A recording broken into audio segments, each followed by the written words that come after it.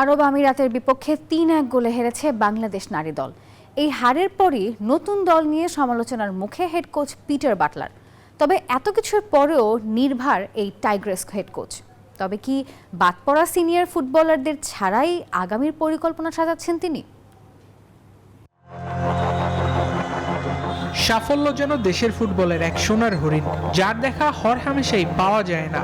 2022 ও 2024 সালে দেশের ফুটবলের সাফল্যের দেখা মিলে সাবিনা, ঋতুপর্ণা চাকমাদের নিয়ে গড়া বাংলাদেশ জাতীয় নারী ফুটবল দলের হাত ধরে। এরপর সাফ চ্যাম্পিয়নশিপে টানা 2 শিরোপা জয় দেশের নারী ফুটবলকে দক্ষিণ এশিয়ায় নিয়ে যায় অনন্য উচ্চতায়। সেই সাফ জয়ী ফুটবলারদের নিয়ে প্রকাশ্যে সমালোচনা করে দ্বন্দ্বে জড়িয়েছেন কোচ বাটলার। সেই রেশ ধরে সিনিয়র ফুটবলাররা অবসরে যাওয়ার হুমকি পর্যন্ত দিয়েছেন। ব্যাপারটা আত্মসম্মানের, বিকজ দিন শেষে হচ্ছে মেয়েরা দেশের জন্যই খেলে।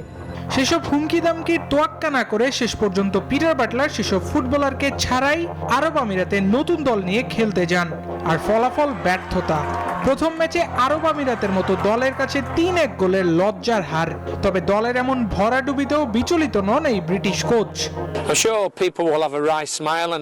আমার মনে হয় নির্দিষ্ট কিছু মানুষ এই হারে হাসবে এবং রসিকতা করবে, কিন্তু আমি সবসময় বিশ্বাস করি এই দল অনেক দিন টিকবে।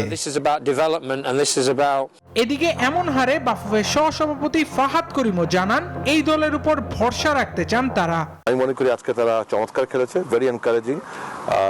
সবাই আমরা যারা খেলা দেখছিলাম সবাই একটি কথায় নিঃসন্দেহে বলেছি যে এই টিমটার পটেনশিয়াল অনেক ভালো এবং we need to invest and nurture them.